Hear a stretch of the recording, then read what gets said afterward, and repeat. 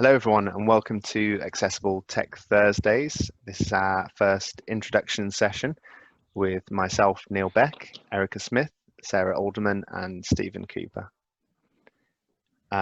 We are here today through the EdTech Demonstrator Programme, which was set up by the DFE with a number of different educational organisations. And what we're here to do today is to focus on the accessible tech side of things. Before we carry on, just going to talk a little bit about some of the accessibility features we've got today. So we're using the Zoom platform. We have closed captioning set up, so you should be able to see the button there with that set up. We're using a third-party app for that. Let us know if there's any problems. And if you have any problems today with that, then we'll make sure that the YouTube recording has the captions on it. We'll also generate a transcript and we'll make that available. It does have some keyboard accessibility, so you can use keyboard shortcuts, and you should be able to use a screen reader for any kind of written text in the chat bar, etc. Okay, so with that aside, my name is Neil Beck. I work for National Star College, and I'm an assistive technologist, which means that I work with people with disabilities to help them access education, kind of work and the world around them. So my work involves a lot of training, assessments, webinars, conferences and projects. I've been lucky enough to do some work through Erasmus, where we've worked with a number of different European countries, which has given a really useful perspective, and more recently some work with India, where they all use mobile phones, which was a real challenge to go from being very laptop and tablet orientated to focusing on what you can use in the palm of your hand. And of course, where this all came from was the All-Party Parliamentary Group for Assistive Technology, which made recommendations that we should have some more support around this area. From that, we contributed to the Department for Education Experts Group, working on the 2019 EdTech policy, and now we have the EdTech Demonstrator Programme. So it's good to be here and good to be talking about what we want to share with you. My background is in delivering care and delivering and supporting in education in a specialist college, but then I also work with an outreach service that's done a lot of work with mainstream, so I kind of have a little bit of an understanding of both there. And the kind of large piece of work that I've been involved in the last few years, it has been co-authoring the Techability Standards, which is a guide and full of resources of what good accessible technology looks like in education. So that's me. I've got my Twitter handle in the bottom right there, so feel free to follow me at Neil J. Beck. And I'll just talk a little bit about the programme. So we're looking at doing this at regular time at Thursdays at 4:15, speaking to a few teacher colleagues who said that was the best time for them, and it would be the most likely that they could access. Some have said that they wouldn't be able to, but as we've said, we'll record these onto the YouTube playlist and make them available afterwards. We'll look to try and make them short where possible, so around 20 minutes wherever we can. Some will require a little bit more depth and detail and discussion, so we'll be looking to make those a little bit longer. And we'll be focusing on the best ways to integrate accessible technology into the classrooms, and not just improving outcomes for learners with SEN, but actually making it a lot more accessible for all the learners in the classroom. Accessible technology means technology that allows full access to the digital content, whatever your needs. These webinars are for all educators, so we've made sure that we have different subjects and different kind of areas that will cover roles for people who are working as Senkos or working as teaching staff or any of the support kind of roles and leadership. Because an accessible classroom makes learning easier for everyone. And what's more, quite excited about this is the last Thursday of the month will open at the end of the webinar as a surgery. So that's where you can get help with student issues around accessible tech, or just whatever you think you'd like to ask around the issues that we're talking about. And we'll try and bring some different case studies to that, and talk about real life assistive tech and accessible tech. Okay, so I'll hand over to Sarah now. Hi everybody, my name's Sarah Alderman and I am a specialist speech and language therapist working at High Furlong School. So I've been a speech and language therapist for around 13 years now, which makes me feel very old. And for 12 of those years, I've worked in special educational needs settings, including High Furlong School. So one of my specific areas of interest is supporting students who have limited verbal communication. And we do that using AAC. So AAC stands for Augmentative and Alternative Communication. So that involves quite a vast range of technology. So we might use the technology to make visual resources such as communication books. So we might use symbol-based software in order to make those resources. We might use equipment to directly support communications such as iPads with communication apps, or designated communication aids such as eye gaze technology. And then we also look at the very specific specialist software that goes alongside that, which supports our students to communicate. So on a daily basis in the school setting, I assess, I train others in using AAC and communication aids. And I provide therapy related to using a range of different communication aids.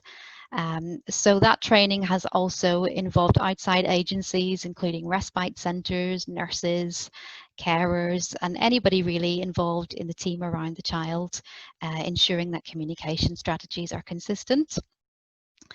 An interesting little project that I've been involved in recently outside of school has been designing some vocabulary packages for AAC software, and that's been through a company called Jabla.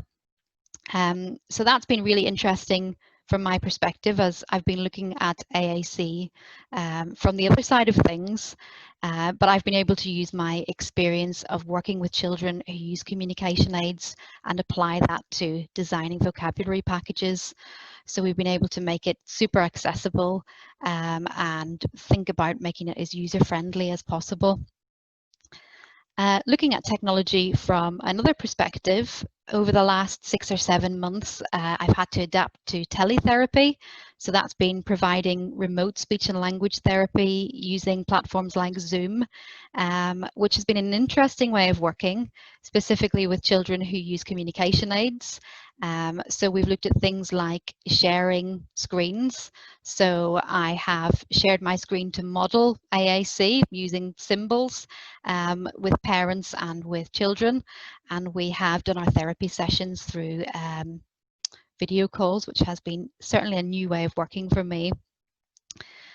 So I have a special interest in high-tech communication aids, and I try to keep as up-to-date as possible with the ever-changing world of communication aids.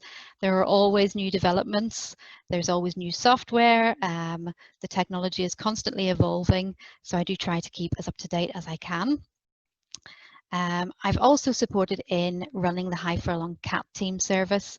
So that service has basically been offering an outreach service to mainstream schools and to other organisations where people have required assistive technology or communication aids. So in terms of the EdTech project, I hope that I can maybe help putting my speech and language therapist hat on, looking at communication aids, looking at how you can use symbol-based software to make visual resources. So hopefully I can support with those kind of aspects with some of your schools. So these are some of the webinars that are coming up on Tuesdays, and you can see the first focus is access, which is incredibly important, as really it's a foundation for everything, ensuring that our students are able to access technology for communication and for work output. So there are a number of different topics that are covered. Early switch skills for communication is on Tuesday the 15th, and that's a webinar that I will be presenting. And I think Neil will be taking the lead on most of the other webinars. If you want to mention any of the specific webinars that are coming up. Thanks, Sarah. Yeah, we're going to try and bring different people in. So next week is text to speech. So we've got some of the major providers giving us some overviews of what their products are and why text to speech is so important. And then we'll try and cover the built-in options in various different devices, including computers and phones and tablets. Just to mention that these are on Thursdays, and just to confuse you, we've thrown in one Tuesday there for the early switch skills, just to keep you on your toes, and that's the 15th of September session. So Erica, over to you. Hi everybody, my name is Erica Smith and I am the Demonstrator School Lead for High Furlong School. So High Furlong is a maintained special school in Blackpool, and we cater for children with complex needs between the ages of 2 and 19. And how we came as part of the Demonstrator School project was we have been known locally for a while in our kind of specialist support around assistive technology and AAC, as Sarah has just mentioned. And through the demonstrator program, High Furlong is part of a 3-school consortium with Ribblesdale High and Hambleton. So they are a mainstream primary and secondary school. So we very much kind of cater for all ages and abilities.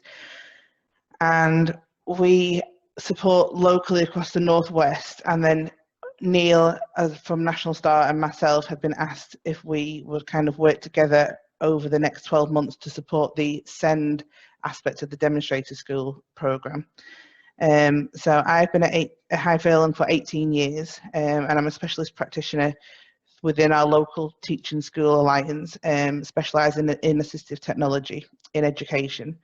And really I use a diagnostic approach to kind of match pupils with the best devices based on my assistive technology knowledge and experience in the classroom.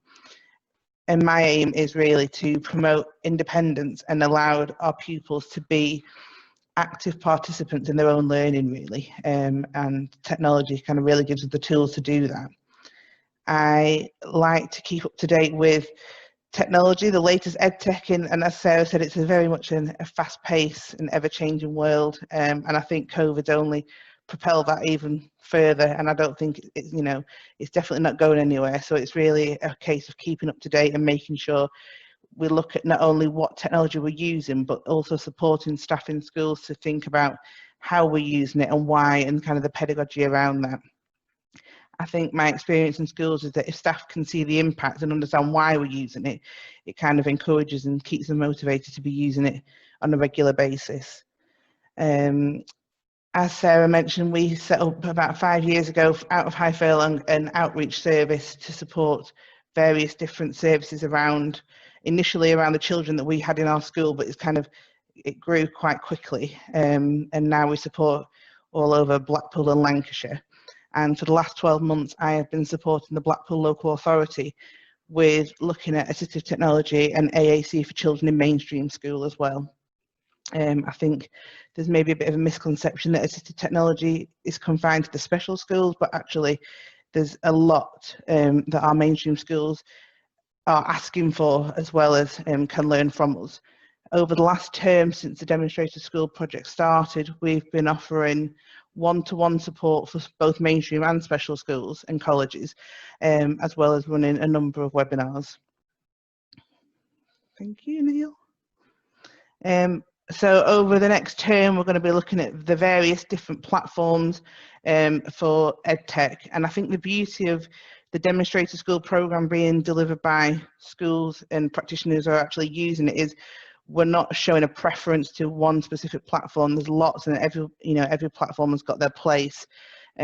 Hopefully, as Neil mentioned, we'll look at the different accessibility features and things of the various platforms. And then towards Christmas and the new year, we're going to be looking at assessment and tying that pedagogy together. And I think when we're going to be looking at the physical kit plus, it's a bit more of a deeper dive into that really specialist access equipment. Have I covered everything, Neil? Is there anything else I've missed? No, that sounds great. Thank you. And yeah, kind of mental health is an area of interest of mine that I've wanted to find out more about, how technology can help. So we'll focus on some particular solutions there. Thanks, Erica. So we said Stephen Cooper was here, and we lied. He's here virtually. Stephen is our partner as National Star with our kind of consortium. So working for Balcarres. Balcarres is an outstanding school in Cheltenham, consistently ranked one of the best comprehensives in the Southwest. Stephen has provided us a video just talking a little bit about kind of who he is and why he thinks the program is so important. So if you just bear with me a second, I'll just get that going. And here we go. All right. Share screen. So just a little learning point here as well. There's always something you forget. With Zoom, if you want to share a video with sound, then as you go to share, there's a share computer sound, tiny little tick box in the bottom left that is really useful to remember and know where it is. So hopefully that means we can. My name is Stephen Cooper. I'm sorry that this isn't live in this webinar, so to speak, but I did want to just give a brief introduction to who I am, and then also give my views on the best sort of way to make a start in September. So I've been a teacher of computer science for 10 years or so now. Most of those years were spent in an outstanding school in Nottinghamshire. However, in the last year, I've started at Balcarres in Gloucestershire, where despite it being a slightly unusual first year, to put it lightly, I was lucky enough to get involved in the EdTech program there. I've always been an advocate for careful and effective use of technology in schools. However, I think people assume because I am a computer science teacher and that's my background, that I'm sort of solely interested in educational technology, and I think that's probably a bit too niche and a bit too narrow for what I'm really interested in, which is much broader. I think that I'm really looking at challenging accepted norms that we have in education and asking whether or not those really are the best way of doing things. And it's that's given me the opportunity to lead on projects sort of like taking outdated VLEs and updating them to more suitable ones, so things like Google Classroom and Microsoft Teams. So that's very much the educational technology side of things, but also providing training on sort of different pedagogies, so things like flipped learning as well. So like I said, beyond just a brief introduction, the purpose of this webinar is to start thinking about best starts in September. And I think perhaps the best way to start talking about my views on that is to talk about one of my concerns. And if there have been any sort of positives to take away from the school closures, it's that I think at least it's kind of forced people's hands and kick-started people into engaging with some technology that perhaps they may not have otherwise. And I think it also has shone a bit of a light on some inequalities that exist. So things maybe in terms of SEND learners or those without adequate access to technology. It's really highlighted that as an issue, I think.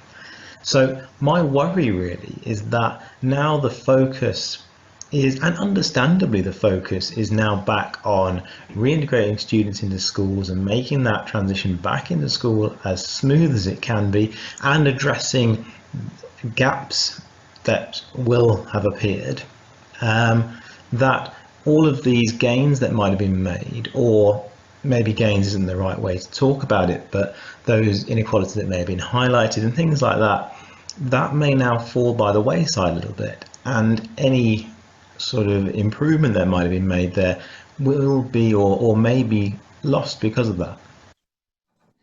Great. So that was Stephen. Thanks for coming to us virtually, Stephen. I'll just bring us back to the PowerPoint now. Okay, there you go. So the final areas that we've got around the webinar program will be specific webinars based on job roles. So we'll be talking about what accessible technology requirements and support there is, and kind of signposting there is for teachers, Senkos, leadership and therapists. And of course, the last one of the month, the therapist will also include a drop-in. So I'd imagine we'll try and make that a therapy-based drop-in. I think that'd be quite interesting.